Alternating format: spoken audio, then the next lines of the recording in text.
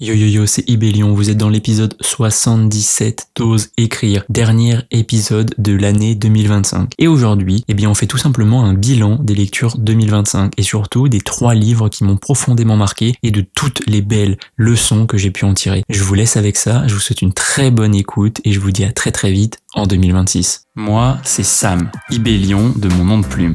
Je suis écrivain, coach, et j'accompagne celles et ceux qui veulent renouer avec leur rêve d'écriture.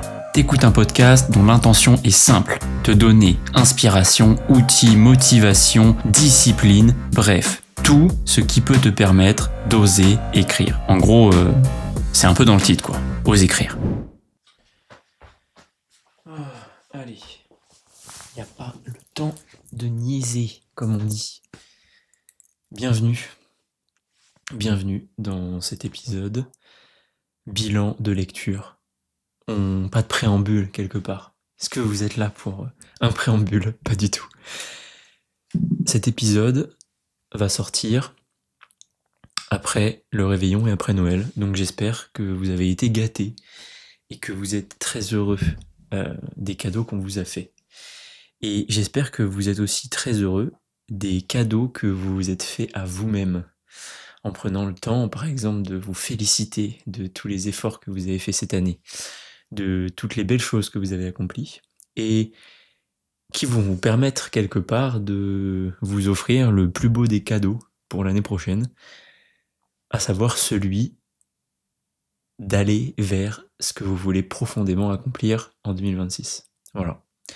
Cela étant dit et ce préambule étant fait, je vous propose un petit bilan des lectures de mes lectures 2025.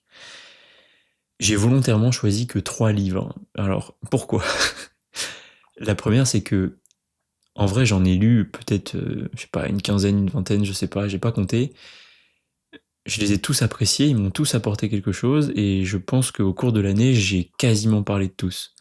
Je fais notamment un big up à 2, puisque c'est aussi des amies autrices. Alors, il y a La vie en turquoise d'Élise, qui était un bouquin qui m'a vraiment fait quelque chose, d'un point de vue émotionnel, je dirais. On a enregistré un épisode tous les deux sur son livre et elle. Juste après, je vous y renvoie.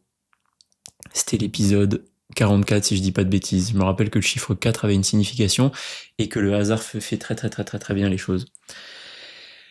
Gros big up aussi à Ingrid, puisque cette année j'ai lu ces 2 bouquins, Cri dans le chaos, et elle va me détester parce que là j'ai un trou sur le 2e livre. Putain, j'ai mal fait mon travail. Attendez, ça je vais quand même vérifier tout de suite parce que ça se fait pas là. Ça se fait pas. Ingrid, si tu passes par là, je suis vraiment désolé. Ingrid, alors si je pouvais avoir un petit peu de réseau pour contre-checker ça serait sympa. Voilà, parfait, pas de réseau. Ah si, voilà. Cri dans le chaos, ça je m'en rappelle. Et Chant des étoiles, bien évidemment. Voilà. Chant des étoiles que j'avais eu la chance de bêta lire. Donc j'avais même pu donner mon avis avant et permettre peut-être une amélioration à la première version. En tout cas, j'avais adoré aussi Cri dans le chaos, Chant des étoiles. Ça abordait des thématiques en plus, moi qui me touchent beaucoup. Donc voilà, je vous en dis pas plus. Si vous aimez la SF, franchement, foncez. Voilà. Et je vous invite à aller faire un tour sur son compte Instagram, Ingrid Écrit, pour si vous voulez des petits indices en plus. Pareil, hein, vous pouvez aller sur le compte d'Élise pour voir ce que vous pourrez trouver dans La vie en turquoise. D'ailleurs, c'est marrant, mais j'ai remis une casquette turquoise et je reparle de la vie en turquoise. Bref, le hasard fait bien les choses encore une fois. Voilà, il y a eu tous ces livres-là, il y a eu tous les livres que j'ai mis sur ma palle, que j'ai pas lus, notamment des livres d'auteurs que j'ai reçus en podcast et qui m'ont passionné à un point où je me suis dit il faut vraiment que je lise et que je découvre ce qu'ils ont écrit. Voilà, la vie est la vie. Je les préviens toujours que je suis un lecteur qui prend son temps, donc un jour je lirai et j'en parlerai avec grand plaisir.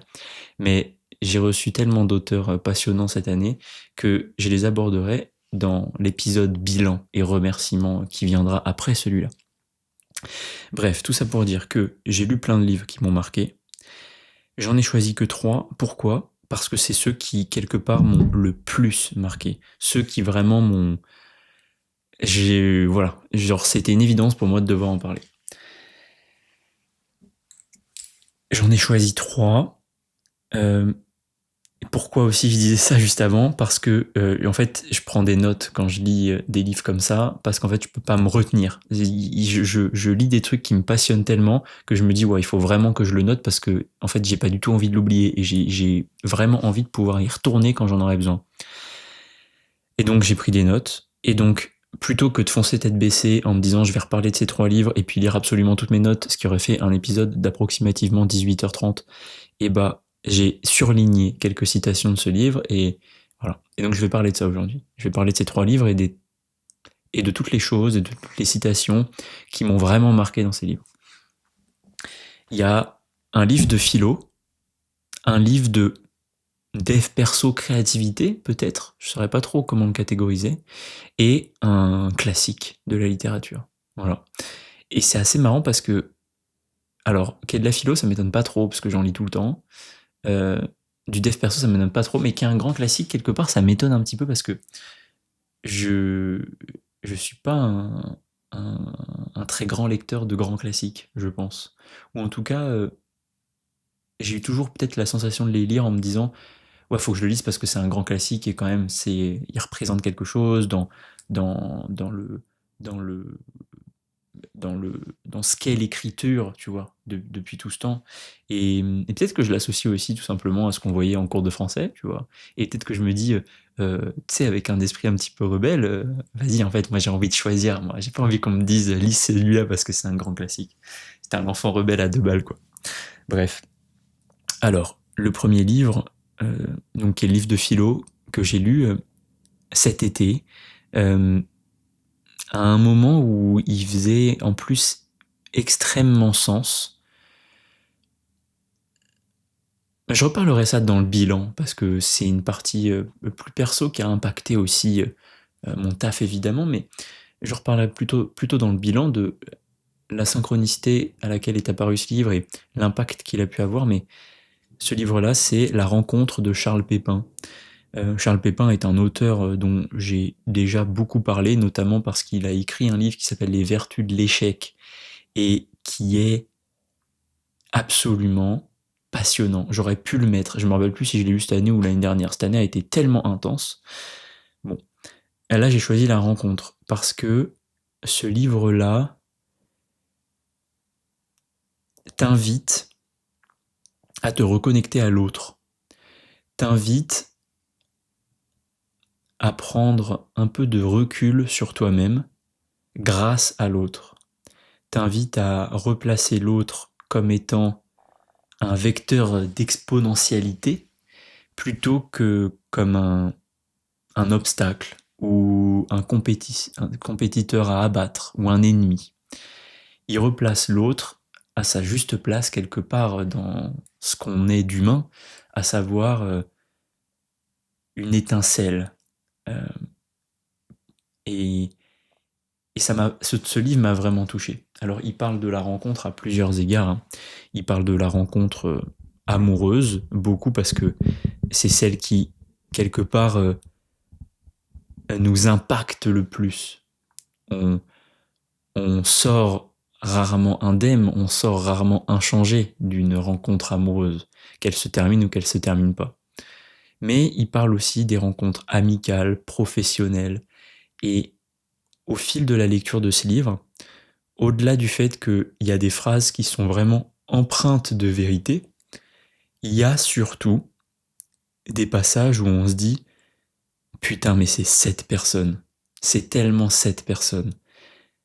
Je reconnais l'effet qu'a eu cette personne sur ma vie. Et quand je prolongeais la réflexion de ça, bah, ça me donne envie d'être extrêmement reconnaissant envers tous les gens que j'ai croisés dans ma vie. Ceux qui m'ont fait du mal, ceux qui m'ont fait du bien, ceux à qui j'ai pu faire du mal, ceux à qui j'ai pu faire du bien. Bref, tout le monde. Parce que tout le monde t'apprend quelque chose sur toi. Quand quelqu'un t'énerve, ça en dit beaucoup plus sur toi que sur lui. Quand quelqu'un te fait rire, ça en dit beaucoup plus sur toi que sur lui. Bref, les autres sont un miroir de nous et nous permettent de nous comprendre et donc d'évoluer et donc de changer. Et quelque part, ce que j'ai pu retenir profondément de ce livre, c'est que si vous avez l'impression de stagner ou d'être bloqué dans une boucle ou que le changement vous paraît impossible, alors ayez simplement la curiosité de sortir de chez vous et de rencontrer quelqu'un, n'importe qui, la boulangère, le premier gars que vous croiserez dans la rue, quelqu'un à un café, j'en sais rien, un ami que vous n'avez pas vu depuis longtemps, euh, pas forcément un inconnu, mais allez confronter votre prisme actuel au prisme de quelqu'un d'autre. Tout changera, le paradigme de ce que vous voyez changera, et toute votre compréhension et l'analyse que vous pouvez faire de votre situation changera aussi. Voilà ce que m'a appris ce livre. Et sans plus tarder, je pars dans les citations qui m'ont marqué, et alors je peux vous dire que c'était extrêmement compliqué d'en sélectionner parce que franchement, ce livre est un condensé de punchline. D'ailleurs, du coup, de manière générale, je fais un petit commentaire sur Charles Pépin. Je trouve qu'il a une philosophie qui est extrêmement abordable. D'ailleurs, il parle sur France Inter, je crois que c'est les samedis matins, si je dis pas de bêtises. Ma mère m'en parle tout le temps, c'est pour ça que ça me fait rire. Et il a une philosophie extrêmement abordable, extrêmement compréhensible, et loin de ce qu'on peut... Parce qu'on va pas se cacher qu'il y a de la philosophie qui est casse-bonbon à lire, pour pas être plus... Voilà. Quand on commence à ouvrir un bouquin d'Hegel, de Spinoza, allez, vas-y, quoi. Vas-y, on a compris que tu savais utiliser des mots compliqués et des phrases compliquées. Mais tous les philosophes sont pas comme ça. Et la philosophie est pas quelque chose d'incompréhensible, c'est quelque chose qui te renvoie à tes propres réflexions quelque part. Philosopher, c'est important, je pense. Et je pense qu'on philosophe tous sans vraiment trop le savoir. Bref, si vous voulez une porte d'entrée à la philosophie, moi je trouve que Charles Pépin, à l'écrit, en est une extrêmement bonne. À l'oral, je l'écoute moins. Par contre, ce que je peux vous conseiller, c'est le podcast du précepteur, qui aborde des thématiques vraiment très vastes dans la philosophie, qui a un ton très calme, qui parle très lentement, et c'est volontaire, parce que il laisse le temps aux mots de te pénétrer dans le cerveau, tu vois, et que ça infuse. Et il a fait de très très bons épisodes. Euh, je vous les conseille. Voilà, je vous envoie sur d'autres podcasts si la philosophie vous intéresse. Bref, la rencontre, Charles Pépin. Qu'est-ce qui m'a marqué? La première citation que j'ai surlignée, c'est: la rencontre a alors le pouvoir de créer du jeu, J-E-U, dans ce jeu, J-E, social. Elle fait souffler un vent de liberté sur une identité figée. Et ça rejoint ce que je vous racontais juste avant. Il définit en fait deux parties de soi. Le soi profond qui est complexe, changeant, un peu énigmatique. Et il parle du soi social qui est celui qu'on montre en façade. C'est un peu, il dit, tu vois, la carte d'identité, la fonction professionnelle, le truc qui te colle des étiquettes, tu vois, et que tu présentes au premier abord. Et il parle de ce truc-là comme étant extrêmement figé et extrêmement réducteur. Et il a pas tort. Et je vous fais un partage personnel sur ce point-là, c'est que par exemple, on se colle souvent l'étiquette de ce qu'on fait dans la vie. Et les réponses qu'on apporte à cette question sont toujours extrêmement pratico-pratiques. Du genre, je suis ingénieur. Et je le remarque parce que depuis que je suis plus ingénieur, bah, je me sens vachement plus, je me sens à la fois plus libre parce que je peux vraiment partir dans tous les sens, mais à la fois, en fait, je sens encore le poids du réflexe du passé, tu vois. J'ai tendance à dire, bah, je suis un ancien ingénieur, mais aujourd'hui je fais. Mais elle est si importante que ça, cette étiquette, Sam. Et j'ai toujours été assez admiratif des gens qui se présentent, euh, ils m'ont toujours attiré. Les gens qui se présentent en disant genre, tu fais quoi dans la vie? Je suis heureux ou curieux. je trouve que là, il y a une espèce de liberté, de curiosité et d'ouverture qui te connecte justement à ce moi un peu plus profond que le social figé dans sa glu d'étiquettes. Et, et du coup, il parle de la rencontre comme étant quelque chose qui vient te connecter et qui vient remuer le jeu profond et le faire émerger. La rencontre permet de souffler dans ce moi profond et de le faire réapparaître dans le jeu que tu montres au monde. Et je trouve ça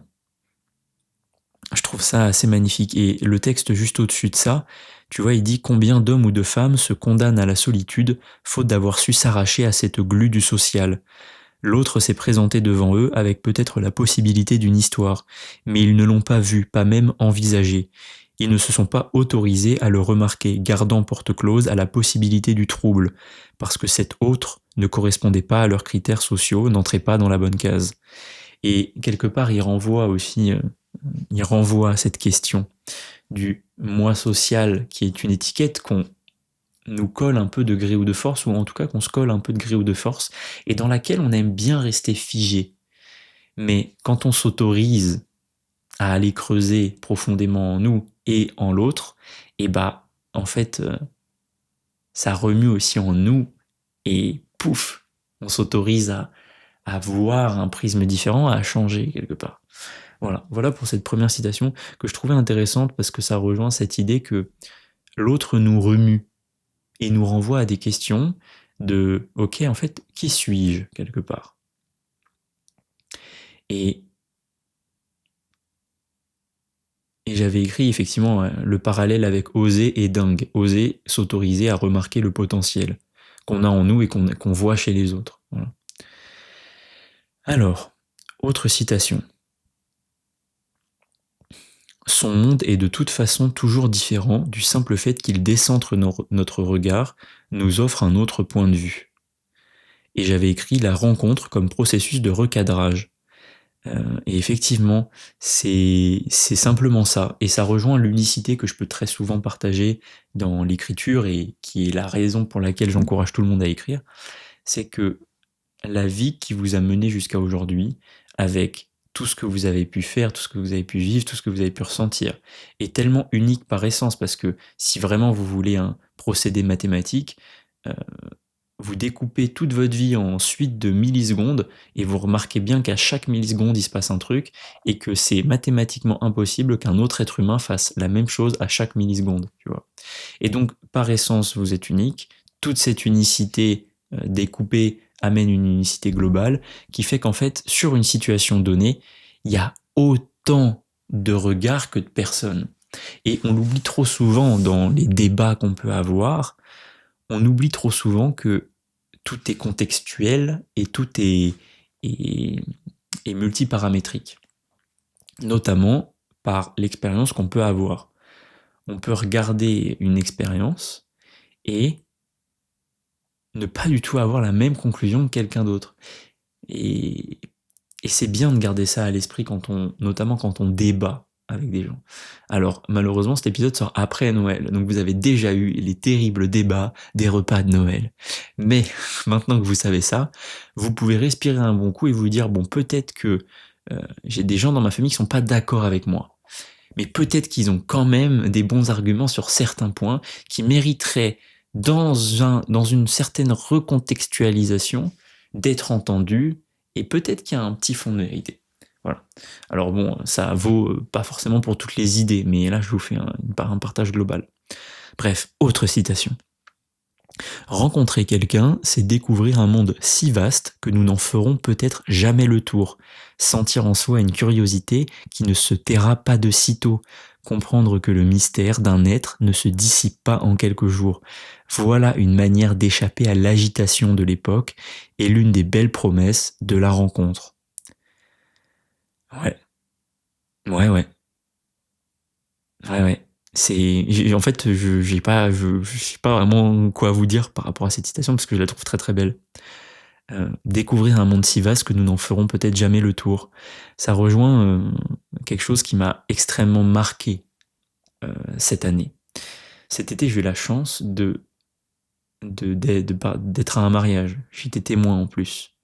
Et la mariée a dit quelque chose d'extrêmement beau.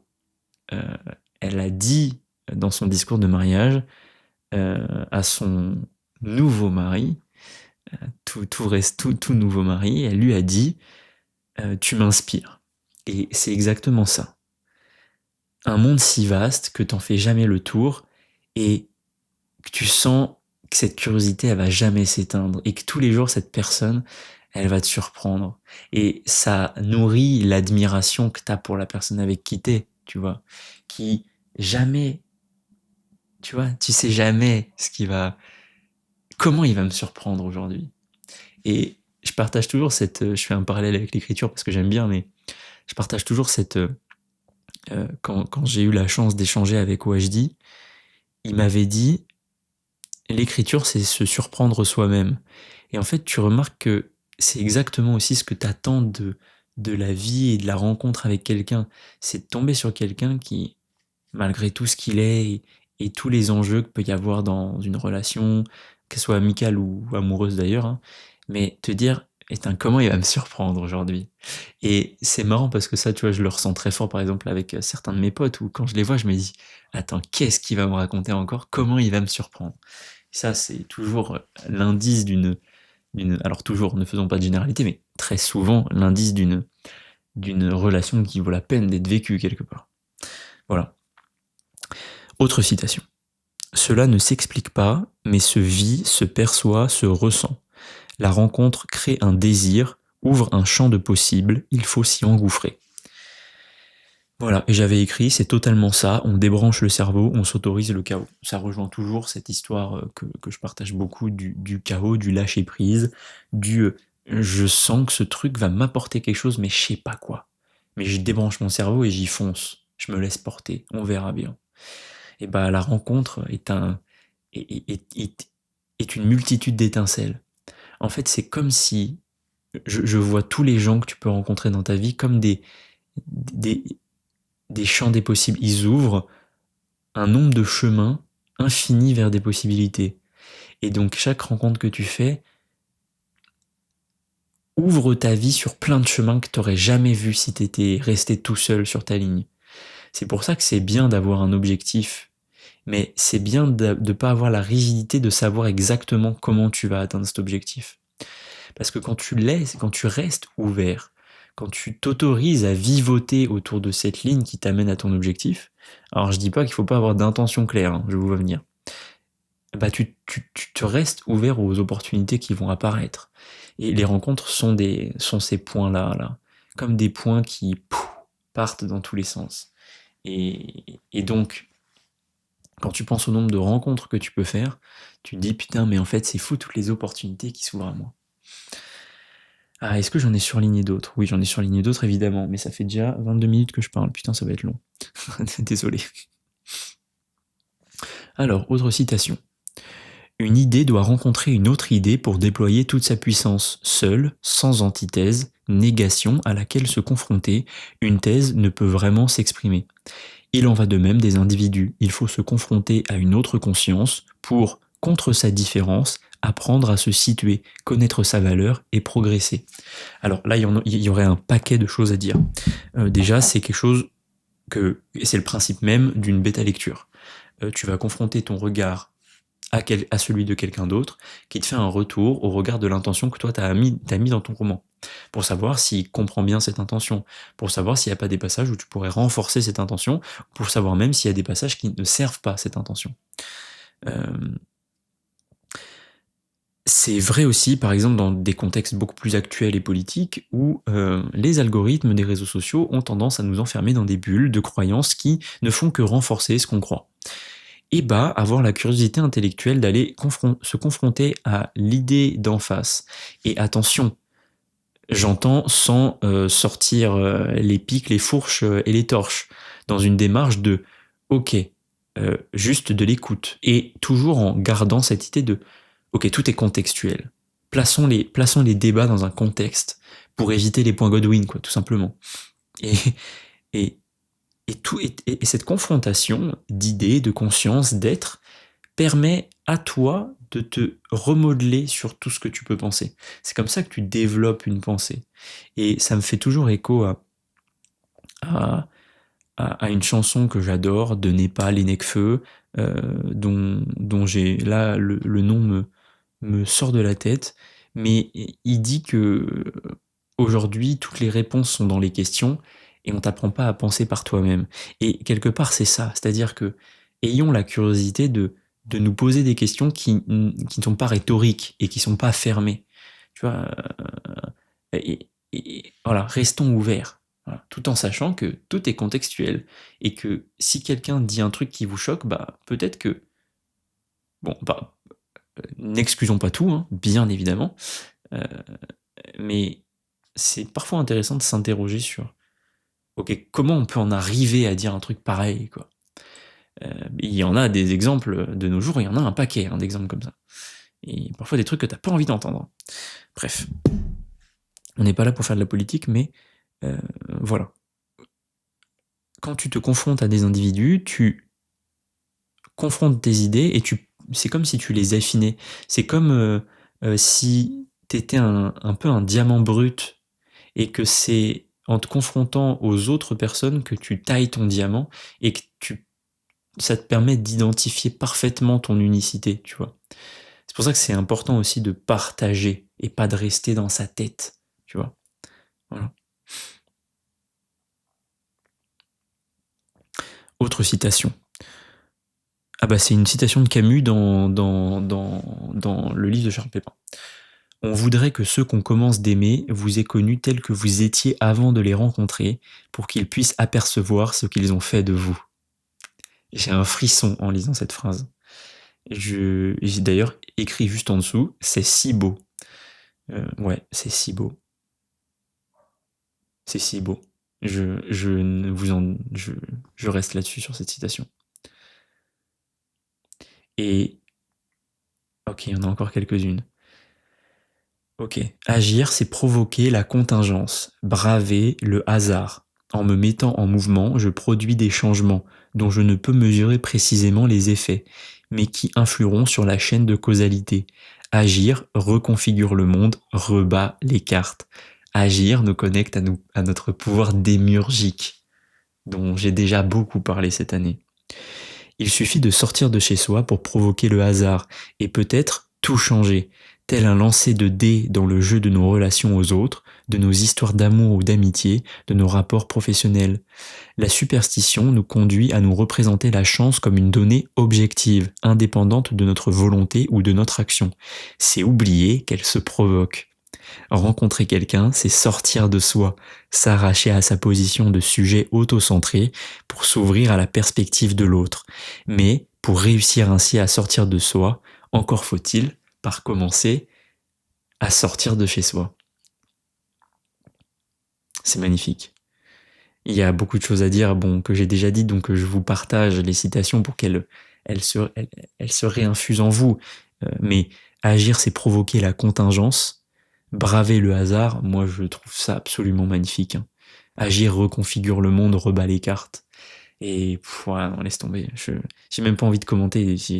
D'ailleurs, c'est marrant parce que j'ai écrit juste en dessous, j'ai rien à dire, c'est incroyable. Bon, voilà, je pense que si vous entendez cette phrase là aujourd'hui, je pense que c'est parce que vous aviez besoin de l'entendre. Et là, il n'y a pas de hasard. Vous avez choisi de cliquer sur play dans cet épisode. Vous avez choisi déjà de m'écouter parler pendant quasiment 25 minutes. Je pense que vous aviez besoin d'entendre que agir reconfigure le monde et rebat les cartes. Et j'entends vos cartes, celles que vous pouvez jouer. Ok, il m'en reste 3. Et après, on passe aux autres livres. Allez, y aller vraiment, c'est y aller sans être vraiment prêt. Putain, c'est beau ça. À tout vouloir prévoir, nous en oublions la vérité même de l'action. Elle ne se résume pas à la conséquence d'une réflexion préalable, elle est aussi et avant tout un instant, une ouverture, un saut dans l'inconnu qui vaut pour lui-même. Dans l'action, quelque chose se crée, s'invente, qui n'avait pas été pensé, encore moins planifié. Voilà, je vous en dis pas plus, c'est exactement ce que je disais juste avant. Et après, il parle aussi de la disponibilité à la rencontre, donc le fait de sortir de chez soi quelque part. Lorsque nous sommes ainsi disponibles, le présent nous fait parfois ce cadeau de nous offrir un avenir. Oh putain, qu'est-ce que c'est beau. Ah, c'est magnifique. Et je finis, le plus court chemin vers soi passe par les autres. Bon, voilà, ça c'est la conclusion du livre, hein. Et j'avais écrit, si je devais résumer ce livre, la rencontre, c'est l'art de se perdre pour mieux se retrouver. Voilà.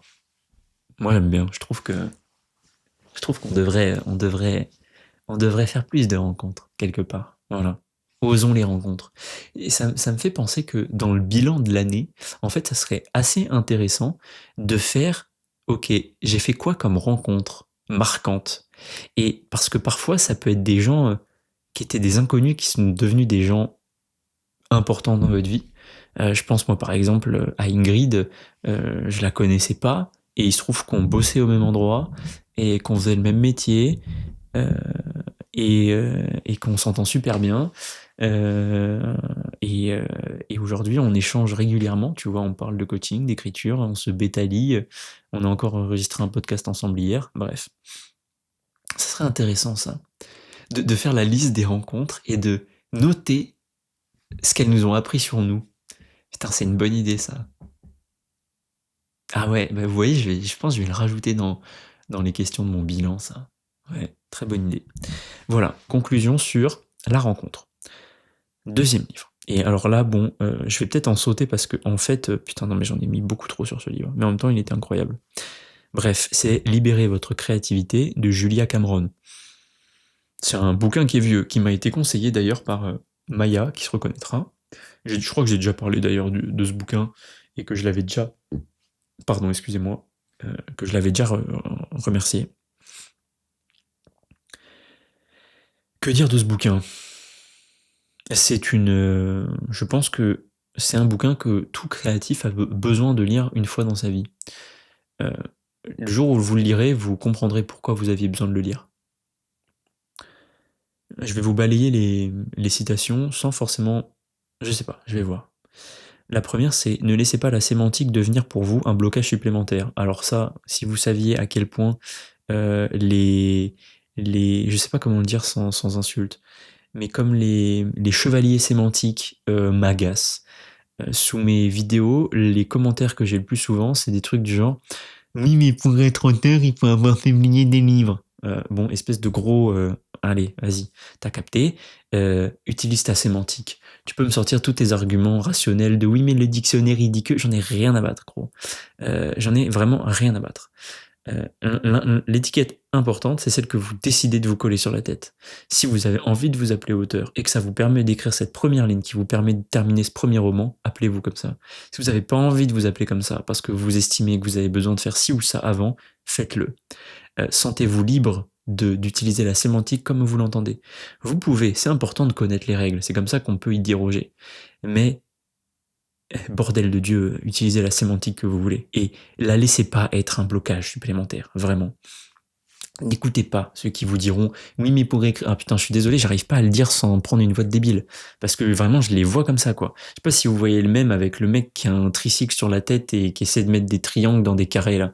Bah, voilà, c'est exactement comme ça que je vois les gens qui sont à cheval sur la sémantique. Et je pense que quand t'es vraiment à cheval sur la sémantique, c'est que tu t'autorises pas toi-même à dépasser cette sémantique. C'est parce que tu es tellement confortable dans cette définition sémantique que t'as pas envie de te dire peut-être qu'en fait il a raison et peut-être qu'en fait moi je pourrais être quelqu'un d'autre. Et je vais faire quelque chose parce que là je sens que je suis un peu agressif envers ces personnes-là. Je disais tout à l'heure, ok, pourquoi cette catégorie de personnes m'énerve autant? Et ben vous savez, c'est exactement pour la raison que je viens de dire. Parce que pendant très longtemps, moi-même je me suis enfermé dans un carcan sémantique. Moi-même je me disais, mais attends, je suis pas écrivain, moi j'ai pas écrit de livre, en plus je suis ingénieur, c'est totalement incompatible. Et c'est pour ça que je suis allergique aujourd'hui aux gens qui me renvoient à cette partie de moi que j'ai plus du tout envie d'être, tu vois, et que j'ai été, et je me dis quelque part, peut-être qu'il y a des gens que j'ai découragés avec ce carcan sémantique que j'avais sur moi, tu vois. Et c'est pour ça qu'aujourd'hui, typiquement, ces gens-là, je prends toujours le temps de leur répondre, de leur dire, tu te trompes. Et si les gens ont envie d'utiliser la sémantique qu'ils veulent, tant mieux. Et laisse-les faire, tu vois. Vis avec ta sémantique, mais l'impose pas aux autres. Et c'est pour ça que ces gens-là m'irritent beaucoup. Parce qu'en fait, ils me renvoient à moi avant, quand j'étais bloqué dans ce carcan-là et que je véhiculais ce carcan-là, tu vois, parce que je le portais. Voilà. Petit travail presque d'auto-coaching en direct live. Ok, autre citation. En fait, de nombreux artistes disent qu'une fois leur créativité rendue plus harmonieuse, ils sont devenus des personnes à temps plein. Bon, bah ça c'est totalement ce que permet l'écriture. Moi, c'est vraiment ça qui m'impressionne le plus. J'accompagne des gens à écrire un livre.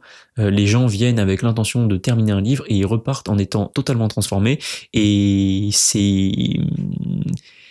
Je n'ai pas les mots, genre, je ne peux pas vous décrire c'est impressionnant et bravo, bravo aux gens qui osent la transformation par l'écriture, parce que c'est leur rêve et qui en ressortent avec une grande confiance en eux, avec le fait d'oser faire des choses différentes, avec le fait de se libérer de leurs drivers, de leurs injonctions, de leurs croyances limitantes et des carcans sémantiques qu'ils pouvaient porter.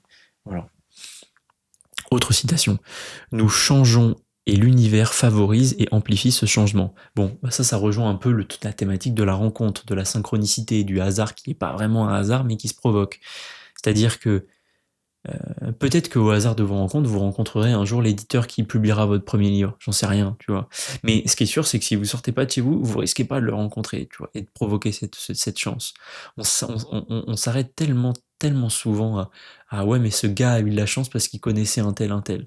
Alors parfois, oui, il y en a, voilà. Tu nais fils d'acteur, bah oui, c'est peut-être plus facile d'avoir les contacts pour devenir acteur toi-même. Mais il y en a certains, c'est pas le cas. Et juste, ils marchaient dans la rue, ils ont rencontré une personne qui les a amenés à rencontrer une autre personne, qui les a amenés à rencontrer une autre personne, et parce qu'ils ont été ouverts tout le long du processus, ils ont rencontré quelqu'un qui a profondément changé leur vie. Je reste convaincu de ça. Donc, ayons bien en tête ce que nous souhaitons être. Ça provoquera un petit peu le hasard qu'on attend. 36 minutes, putain, ça va être un épisode record. Ça faisait longtemps que j'avais pas fait un épisode aussi long. Les mots sont une forme d'action capable d'influencer le changement. Bon, ça, voilà, j'en suis catégorique, ça rejoint le pouvoir des musiques d'avant. Il y a autant de façons d'échapper à notre engagement d'écrire le livre, de nos rêves, qu'il y a de jours dans votre vie. Ouais, ça fait pas plaisir d'entendre ça, je suis désolé, mais vous aviez sûrement besoin de l'entendre. Oui, voilà. Et ça, c'est toujours la question que je partage aux gens qui me disent non mais en fait j'ai besoin de réfléchir pour savoir si vraiment j'ai envie d'écrire ce livre. Bon, alors outre le fait que ça fait 45 minutes que tu me racontes pourquoi c'est extrêmement important pour toi d'écrire ce livre, je vais te renvoyer à cette simple question. Qu'est-ce qui va changer pendant les 3 mois que tu as prévu de réfléchir? Parce que si c'est juste l'objectif de triturer l'esprit et de te développer de nouvelles peurs, ça va très très bien marcher. Par contre, en ce qui concerne écrire le livre, ça va pas du tout marcher. Et ouais, il y a autant de façons d'échapper à notre engagement d'écrire un livre que de jours dans notre vie. Et on est très fort pour procrastiner les choses qui sont importantes pour nous.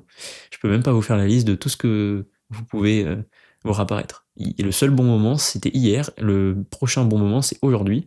Et c'est peut-être dur à entendre, mais c'est le cas. Et si vraiment vous avez besoin de temps, mettez-vous un cadre par pitié. Et pas genre 2 semaines de rumination, quoi. Mettez-vous un cadre, ok, je vais réfléchir. X jours. Je vais me poser quelle question?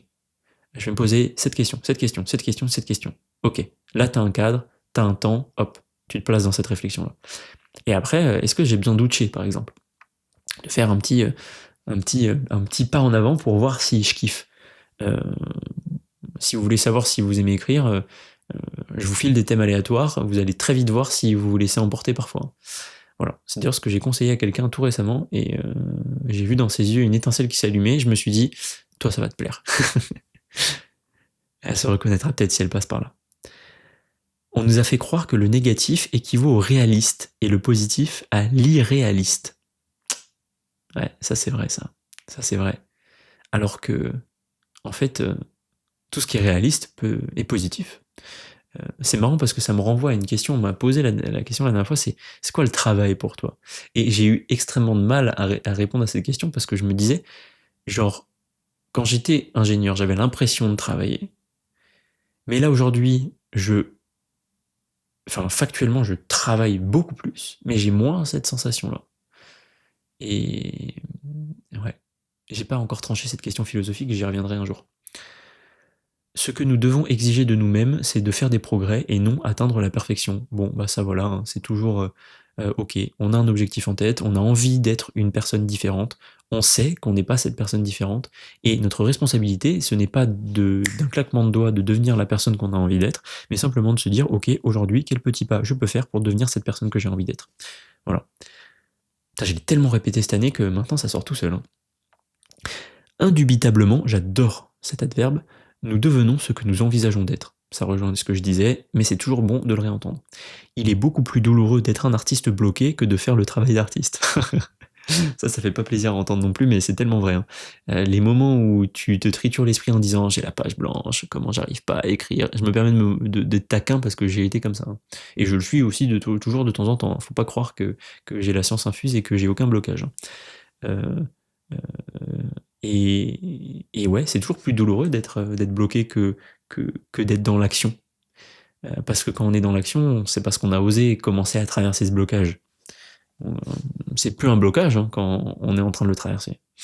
Enfin, ça en devient moins hein, en tout cas. Les prières, oh celle-là je m'en rappelle, attention. Les prières exaucées font peur, elles impliquent la responsabilité. Vous l'avez demandé, et maintenant que vous l'avez obtenu, qu'allez-vous faire? Et il y a ça, c'est très souvent, moi, je le regroupe dans la thématique de la peur de réussir. C'est-à-dire que tu t'auto-sabotes pour ne pas te confronter à putain, tout le truc incroyable qui pourrait se passer si vraiment je réussissais. Et parce que de se marteler, de dire, voilà, j'ai envie de devenir un écrivain super célèbre. Et ben en fait, parfois tu peux avoir peur de rater, par exemple. Mais parfois tu as juste peur de réussir. Et de te dire, mais attends, quand je vais vraiment réussir, tout ce qui va se passer là, genre, et je suis pas sûr d'avoir envie de ça. Et ça, c'est pas toujours évident de mettre le doigt dessus, parce que c'est pas forcément naturel. On pourrait se dire, mais, enfin, genre, pourquoi t'as peur de réussir, tu vois. Et en fait, il y a tellement de raisons d'avoir peur de réussir. Et, et par exemple, hein, par exemple, un exemple, c'est par exemple la peur que le regard que portent les gens sur toi change et que on se mette à t'apprécier pour ce que tu as accompli et pas pour ce que t'es. D'ailleurs, ça rejoindra le 3e livre dont je vais parler. Mais voilà, la peur de réussir, c'est aussi un blocage d'écrivain. Enfin, un blocage global. Hein. La posture de coach, je l'ai vue dans plein de domaines. Mais comme je m'adresse maintenant quasiment exclusivement aux écrivaines et aux écrivains, je le vois beaucoup là-dedans, forcément. Voilà. Et ça me fait penser d'ailleurs, dans le dernier album d'Orelsan, je crois que c'est la première chanson hein, où il répète comme ça tu l'as voulu, tu l'as eu, maintenant assume, tu vois. Tu l'as voulu, tu l'as eu, maintenant assume. Et c'est quelque part, il y a un peu de ça. Mais nos soucis, hein, si vous avez cette peur de réussir, hein, ça se traverse très bien.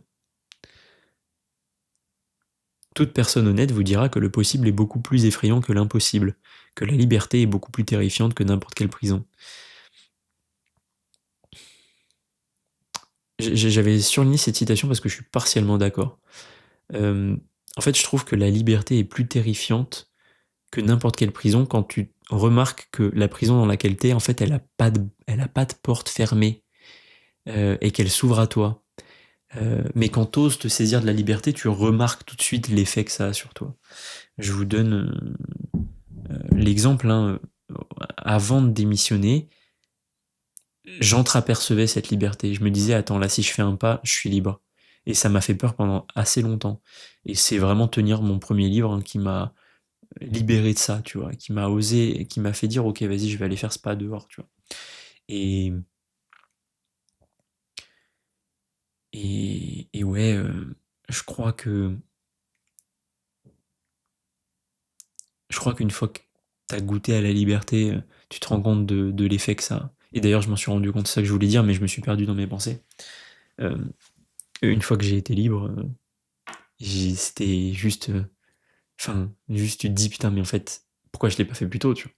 Et la réponse, c'est que t'avais besoin de tout ce cheminement et de cette rumination, quelque part malsaine parfois, qui te fait beaucoup de mal. C'est pour ça que je me permets d'être provocateur un peu avant et un peu bousculant ça reste bienveillant évidemment, mais c'est pour ça que je vous dis, euh, pourquoi tu vas ruminer pendant des mois une décision que tu sais déjà que tu as envie de prendre, tu vois.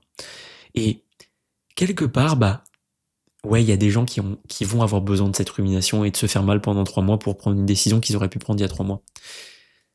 Mais c'est la vie, voilà. Et la vie est juste la vie, et c'est déjà bien assez, quoi. Ok. Bien trop souvent, quand les gens parlent de travail créatif, ils mettent l'accent sur la stratégie. On conseille aux néophytes d'adopter une tactique machiavélique pour pouvoir percer sur le terrain. À mon sens, c'est idiot. Demandez à un artiste comment il en est arrivé là. Il ne vous évoquera pas d'entrée en force, mais toute une série de coups de chance, des milliers de mains invisibles qui vous aident. C'est ainsi que Joseph Campbell appelle ces coups de chance. Et ça rejoint la théorie de la rencontre, hein, c'est que vous pouvez passer des mois à définir une stratégie en disant je vais faire ci, je vais faire ça, je vais faire ci, je vais faire ça. La vérité, c'est que le moment où vous mettrez le pied dans l'action, le plan va péter dans tous les sens et vous vous laisserez juste porter par les opportunités qui arrivent à droite à gauche. Et ça sert à rien de faire un plan trop précis sur trop de temps. Donne-moi la première étape, après je te coupe et fais cette première étape et on avise le plan, tu vois. Et juste ton intention claire. Et fonce, garçon, tu vois. Ou garçonne. Enfin bref, voilà. J'ai des réflexes d'utiliser des mots purement masculins, mais ça fonctionne pour tous les genres, évidemment. Ok, ce n'est pas parce que les choses sont difficiles que nous n'osons pas, c'est parce que nous n'osons pas qu'elles sont difficiles. Bon, moi ça c'est Sénèque, homme sage, vieux homme sage. C'est fou, hein, parce que les choses qu'on n'ose pas faire sont difficiles. Hein. Et puis quand on commence à les faire, on se rend compte qu'en fait c'est vachement facile, mais c'est louche. Et ouais, hein, c'est... Enfin vraiment le pas le plus dur pour écrire un livre, c'est vraiment se lancer, quoi. Alors, bon, j'exagère parce que c'est bien quand même Enfin, si, je veux dire, le premier pas c'est de se dire, ok, je vais le faire, et je vais mettre toutes les chances de mon côté pour le faire. Une fois ça fait, bon, c'est bien de se poser par exemple les 10 questions du révélateur, petit acronyme que je vous invite à aller voir si vous ne le connaissez pas. Mais voilà, comme ça, hop, vous avez des intentions claires, une structure claire sur laquelle itérer pour trouver votre routine et votre posture d'auteur. Et ensuite, on avance et on termine le livre. Mais si vous passez votre temps à pas faire cet engagement, voilà comment c'est difficile d'écrire un livre. Ça paraît être une montagne infranchissable et insurmontable. Ok, le perfectionnisme n'a rien à voir avec le fait de bien faire les choses. Cela n'a rien à voir avec le fait de remédier aux choses. Cela n'a rien à voir avec les normes. Le perfectionnisme, c'est le refus d'aller de l'avant. C'est une boucle, un système obsessionnel, fermé, débilitant, qui vous arrête sur les détails dans votre écriture, votre peinture, pour vous en faire perdre l'ensemble. Il m'avait touché ce passage parce que je l'avais un peu pris pleine poire.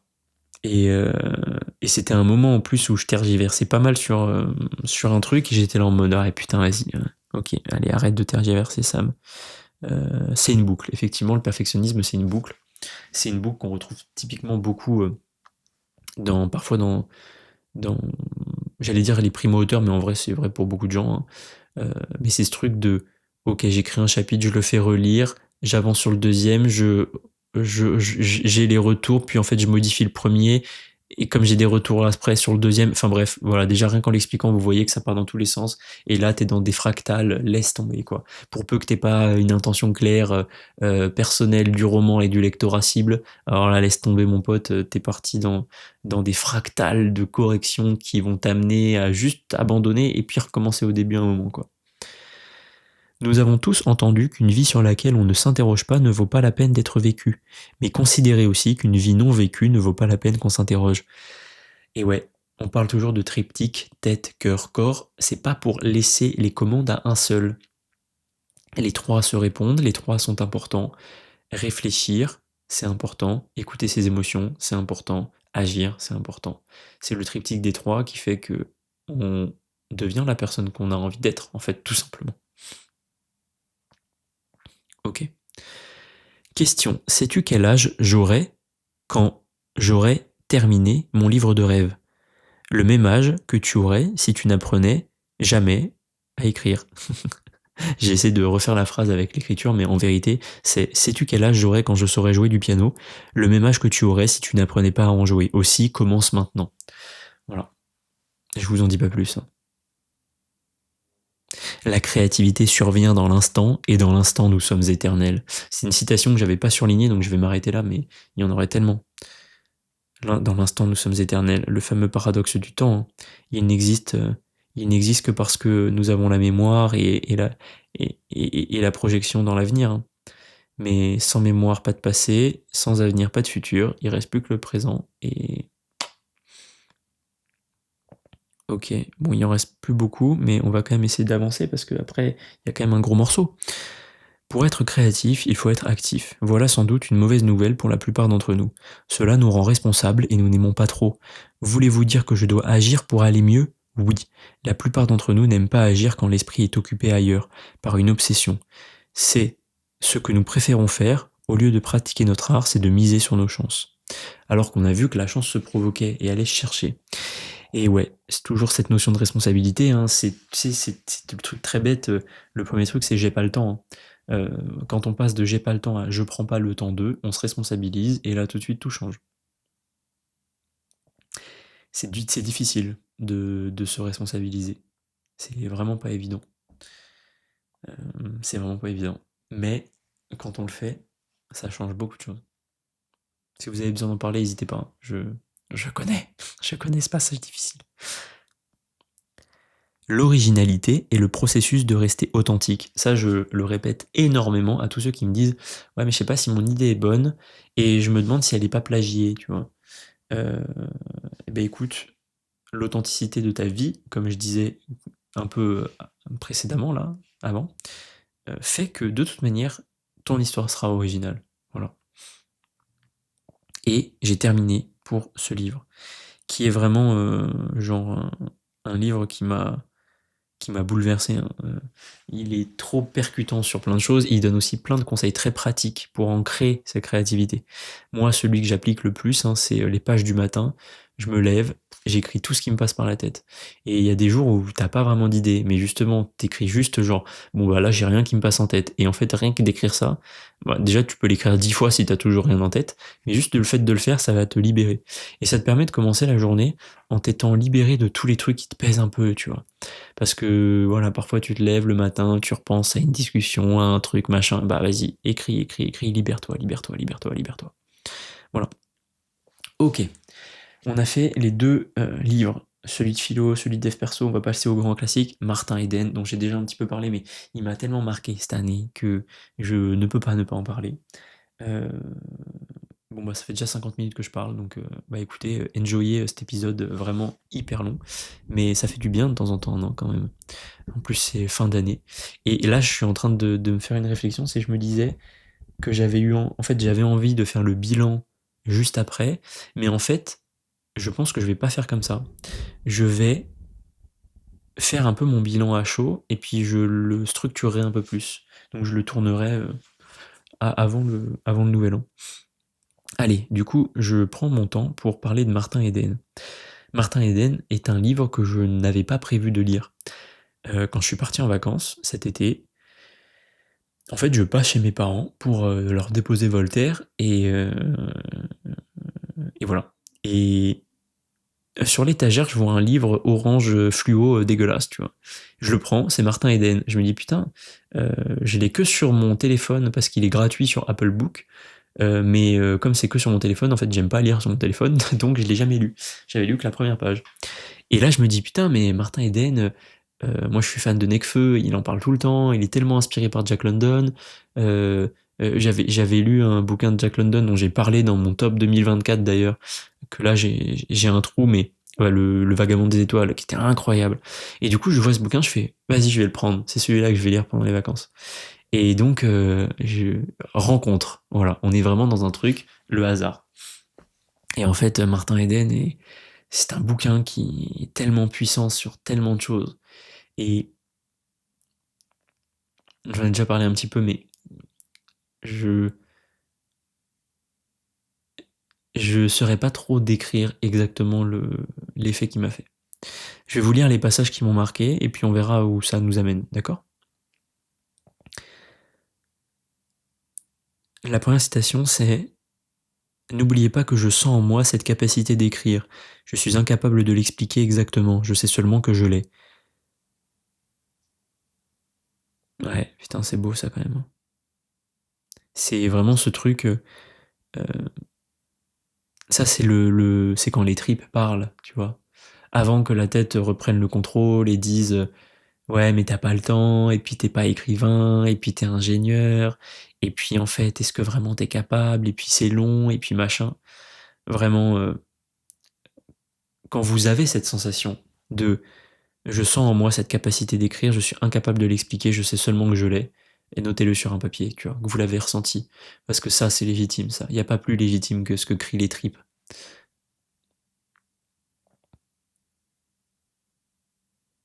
Et là, après, il parle de route et il dit comment aurait-elle pu s'en douter? La sérénité de 24 ans de vie toute blanche ne pouvait lui donner la perception nette de ses propres sentiments. N'ayant jamais brûlé ses ailes, elle ne sentait pas le danger de la flamme. Hein. Et ça, c'était une phrase que j'avais écrite sur mon tableau. J'avais déjà dû en parler dans un podcast d'ailleurs, qui était il faut mettre la main près du feu pour sentir quand ça brûle et donc connaître sa limite, tu vois. Et moi, j'aime à croire et j'ose espérer qu'on n'a pas besoin de se brûler et donc de souffrir pour découvrir ses limites. Mais je pense qu'on a besoin de voir la menace que représente le soleil pour comprendre quelle est notre limite. L'exemple, et que je souhaite à personne parce que c'est vraiment terrible, hein, c'est le burn-out tout simplement. Bon bah effectivement quand tu fais un burn-out, bah quelque part après tu vois ta limite parce qu'en fait ton corps te l'a crié quoi. Euh, mais je suis pas un expert, donc en tout cas, moi, c'est cette année, j'ai beaucoup été à la recherche de cette limite-là parce que je savais que c'était un risque que je m'arrête jamais et en fait, c'est grâce à ma sœur, notamment, que j'ai réussi à déconnecter à des moments importants qui m'ont fait prendre du recul et qui m'ont permis de, tout simplement, bah, que ma voiture s'arrête pour faire le plein. Parce que la phrase que je me suis beaucoup répétée cette année pour faire rentrer dans ma tête ce côté-là, c'était une voiture qui s'arrête jamais, elle tombe en panne. Ce à quoi j'ai rajouté récemment, une voiture qui accélère tout le temps, bah en fait elle fonce dans le mur, tu perds le contrôle. Et donc tu es obligé d'avancer avec tempérance dans ta vie. Et la tempérance implique d'avoir l'esprit suffisamment ouvert pour pouvoir potentiellement remarquer ce qui pourrait être un frein pour toi. C'est pour ça que dans le processus de coaching, quand tu arrives à la fin de la séance et que tu arrives à l'engagement, tu demandes toujours, ok, au regard de cet engagement, qu'est-ce qui pourrait te freiner pour l'atteindre, tu vois? Parce que ça te permet tout de suite de dire, ok, il y a peut-être ça. Bon bah comment je fais, tu vois? Et en fait, moi, c'est un truc que j'ai identifié tout de suite hein, au début de l'année, pareil en coaching. Hein. Ok, qu'est-ce qui peut m'empêcher? Bah en fait, c'est de jamais m'arrêter et d'exploser en vol. Ok, qu'est-ce que tu peux faire pour justement ne pas exploser en vol? Bah prendre des pauses. Voilà, prendre des pauses. Et donc, pendant toute l'année, ça a été très compliqué de réellement prendre des pauses, mais grâce à ma sœur, j'ai pu prendre des vacances et ça m'a quand même pas mal déconnecté. Et puis, récemment, l'intensité des calls et des coachings a fait que, comme j'en mettais pas le week-end, bah, naturellement, en fait, je me suis un peu plus déconnecté le week-end. Et donc, je m'autorise plus de légèreté, plus de kiff, quoi. Bon, après, là, vous voyez, on est un week-end, je bosse, mais il n'y a pas de problème. Parce que je fais des trucs qui sont vraiment dans la catégorie kiff, quoi, ce podcast. C'est juste du kiff pour moi. Allez, on passe à la suite, parce que sinon on va jamais terminer, mais bon, c'est quand même très cool tout ça. Je voudrais bien que les morts restent où ils sont. Pourquoi des morts me feraient-ils la loi? La beauté est vivante et elle est éternelle, et les langues passent, c'est la poussière des morts. C'est beau. C'est beau. Ça rejoint un petit peu, à mon sens, les règles qu'on a pu ériger dans la littérature au fil du temps, et qui en même temps sont toujours des héritages de nouveautés qu'on a créées à ces époques-là. Et c'est pour ça que quand on me dit oui mais t'as pas le droit de faire ça parce que, ou oui mais la sémantique dit que, euh, j'en ai un peu rien à battre, je t'avoue. Parce que quelque part, la créativité c'est ça. C'est oser, en ayant conscience des limites, oser aller au-delà. Parce que c'est là que ça nous appelle. Ah oui, il y avait ce, il y avait ce côté euh, qui met en relief l'alignement personnel et pourquoi le pourquoi derrière nos actes est vraiment très très important. Il y a un moment, il arrive dans un dîner plus ou moins mondain, il rencontre une musicienne, je crois, et là il dit, enfin il écrit en tout cas, hein, et la musicienne, ça m'est bien égal qu'elle ait des doigts extraordinaires, que sa technique soit parfaite et son jeu admirable. Ce qui est certain, c'est qu'elle ne connaît rien à la musique. Mais elle joue magnifiquement, proteste Haro. Je sais pas si ça s'appelle vraiment Haro, mais en tout cas c'est ce que j'ai écrit. Oui, sa gymnastique musicale est parfaite, mais je lui ai demandé ce que la musique signifiait pour elle, et elle n'en sait rien, excepté qu'elle adore la musique, que c'est le plus grand des arts et qu'elle ne vit que pour ça. Et vous voyez, là, il connecte à quelque chose que moi, que c'est pas j'essaie, c'est que je cherche toujours à faire ressortir chez les auteurs. Quelqu'un qui veut profondément écrire un livre, il a toujours un pourquoi extrêmement important. Parfois, c'est un héritage, parfois un hommage, parfois un pur accomplissement personnel. Mais c'est jamais parce que je kiffe simplement écrire, tu vois. Le, aimer écrire, c'est plutôt pas mal quand tu sais que c'est un processus qui prend plusieurs mois. Euh, mais il y a toujours un pourquoi derrière, tu vois. Et parfois, les gens disent ça du premier abord parce que, en fait, c'est pas évident de mettre des mots sur ça. Et donc, c'est aussi mon rôle, tu vois, de prendre le temps de les questionner pour faire émerger ce pourquoi. Et eux-mêmes, hein, ça leur fait un déclic de dire ah putain, mais en fait, c'est pour ça que c'est tellement important pour moi. Qui est en plus très souvent lié aussi à des blocages qu'ils peuvent avoir. Et quand tu le mets le doigt dessus, tu oses aller traverser et travailler ce blocage. Et là, tu te mets en action, tu vois. Ouais, putain, alors là, elle était magnifique. Ce n'est pas dans le succès d'une œuvre qu'on trouve sa joie, mais dans le fait de l'écrire. Je le sais et vous le savez aussi. Et ouais, et ouais. Je crois que j'ai rien à ajouter sur cette phrase. C'est en plus un des cœurs de Martin Eden, parce que justement, hein, toute l'histoire du livre, c'est que il passe une grande partie de sa vie à écrire. Il a aucun succès. Et au moment où il commence à avoir du succès et qu'il arrête d'écrire parce qu'en fait plus rien n'a de sens pour lui, tous ses textes se vendent et tout le monde est dithyrambique sur des trucs qu'il a écrits alors qu'on le refusait parce qu'il était personne, tu vois. Et il se prend cette cruauté de dire mais en fait tout ce que j'ai écrit est hyper apprécié maintenant alors qu'en fait c'était la même chose avant et tout le monde détestait, tu vois. Et tu ressens dans le texte cette incompréhension qu'il a, tu vois, et cette prise de conscience de dire, en fait, personne ne m'aime parce que je suis Martin Eden. Tout le monde m'apprécie parce que je suis une image de ce qu'il pense que je suis, quoi. Et putain, mais alors c'était là quand tu prends toute la fin du texte, ça fait mal, hein. Ça fait vraiment mal. Et bah d'ailleurs, en fait, c'est comme ça que je terminais. J'ai, j'ai, j'ai pas fait plus de, j'ai pas mis plus de citations parce que en vérité, c'est vraiment un bouquin qu'il faut apprécier. Enfin, je vous encourage à le lire si vous l'avez jamais lu, hein. Moi, il m'a vraiment mis une claque. Et je m'étais noté à la fin qu'effectivement, la fin était vraiment un uppercut parce qu'en fait, ce qui l'achève, c'est pas du tout l'échec, c'est la réussite. Et en fait, tout ça, tout ce qu'il a écrit dans la misère, tout ce qui était rejeté par tous, ça finit par se vendre à prix d'or au moment même où lui n'écrit plus et il devient riche en liquidant. euh, En fait, c'est ça. En fait, il devient riche en liquidant toutes ses souffrances du passé, mais il crée plus rien dans le présent. Et en fait, tu vois, c'est comme si il se vidait et qu'il se rendait compte que c'était plus qu'une coquille, tu vois. Et que là, tac, il y a plus rien, quoi. Et ça, tu sens, putain, qu'est-ce que c'est terrible à la fin.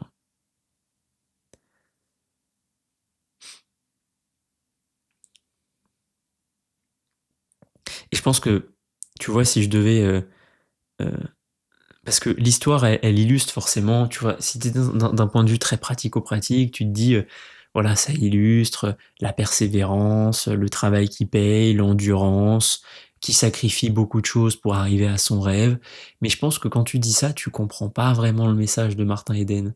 Je pense que ce qu'il essaie de te faire comprendre, c'est qu'en fait, si t'apprécies pas le chemin et que tu fais le pas, et que tu le fais pas pour la beauté du geste, en fait, tu risques d'en souffrir. Il te dit pas que tu vas en souffrir parce qu'en fait, il y a plein de gens qui, peut-être à sa place, auraient kiffé être riches et puis voilà, machin. Mais il te montre un futur où si tu t'interroges pas sur pourquoi tu fais les choses, tu risques d'en souffrir. Et ce qui est marrant, c'est que Martin Eden a le recul quelque part sur ça. Tu vois, il le critique chez la musicienne. Il voit le désalignement qui fait que il y a un truc qui sonne faux. Et la personne qui rencontre, je me rappelle plus son nom, mais qui lui dit cette phrase, c'est pas dans le succès d'une œuvre qu'on trouve sa joie, mais dans le fait de l'écrire, qui est un warning, hein, puisqu'en plus je crois que cet homme meurt ensuite. Euh, et il est, enfin, il le voit ce truc, tu vois. Il le prend en pleine face, mais il n'a pas cette prise de conscience. Et ensuite, il n'est pas capable de l'encaisser, quoi. Et donc, au-delà de la persévérance que ça semble transmettre et qui parfois semble être le message qu'on garde du texte, moi je trouve que Martin Eden, c'est aussi une invitation à se réaligner sur notre pourquoi et à la beauté de ce qu'on porte en nous.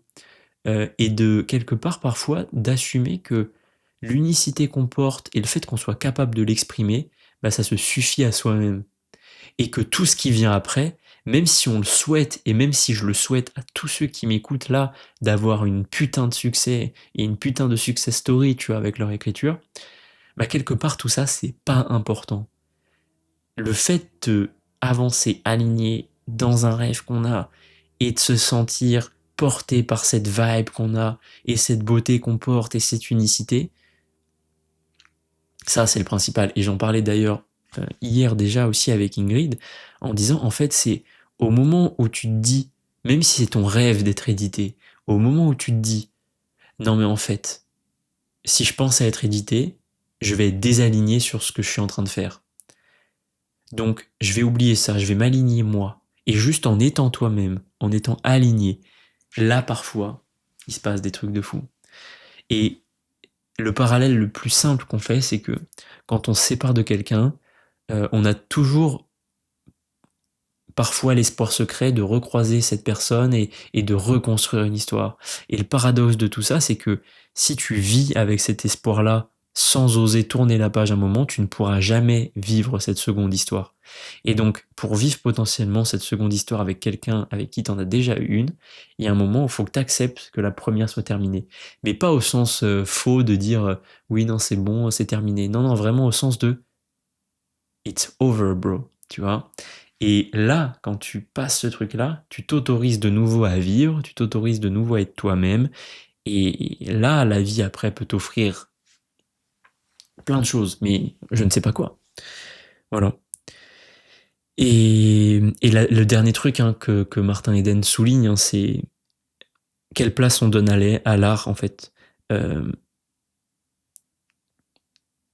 Pourquoi on s'y accroche, euh, qu'est-ce qui est important dans l'art quand on lui colle un prix, tu vois, dessus. Et c'est extrêmement compliqué parce que, en fait, quelque part, parfois, on ne retient que les, que les œuvres qui se vendent très bien. Et l'éternelle question de l'art et de l'argent. En tout cas, moi, quand j'ai lu Martin Eden, ça m'a conforté dans l'idée que je voulais écrire pour moi et que je m'interrogeais même pas de savoir est-ce que mon livre se vend bien, très bien, pas bien. En fait, j'ai envie qu'il existe. J'ai envie qu'il soit là comme un témoignage de la personne que j'ai été quand je l'ai écrite, tu vois. Et ça me suffit en fait. Je crois que c'est ça le plus beau message. Ouais, être aligné avec ce qu'on fait dans la vie, c'est magnifique. Bref, voilà ce que j'avais à dire pour Martin Eden, qui est vraiment un livre qui m'a marqué, vraiment marqué. Et Sur ce, je, je vais m'arrêter là. Je vais vous souhaiter une, une très bonne, une très bonne prochaine semaine, qui est la semaine du Nouvel An. Désolé, j'étais dans Martin Eden, là j'ai dû me reconnecter parce que... Oh là là. Bref, je vous souhaite une très bonne fin d'année. Profitez bien. On se retrouve pour le prochain épisode qui sera un bilan et les objectifs. Et en attendant, genre, juste prenez soin de vous. Kiffez vos dernières lectures là, de 2025. Kiffez vos moments avec vos proches. Kiffez vos moments avec vous-même. Osez la rencontre. Osez la créativité. Osez l'alignement. Euh, et voilà, hein, on se retrouve très vite pour une année 2026 qui sera chargée en épisodes. On en a fait 77 cette année. Je sais pas combien on en fera l'année prochaine, mais on va aller taper les 100, c'est sûr, et je suis infiniment reconnaissant. Et, et voilà, je vous fais des gros bisous les copines, des gros bisous les copains, et je vous dis à très vite. Et bonne année. Un peu en avance, j'avoue, mais la prochaine fois que je vous écoute et que je vous aurai, ça sera en 2026. Donc quelque part, j'ai un peu le droit déjà. Allez, je vous fais des bisous.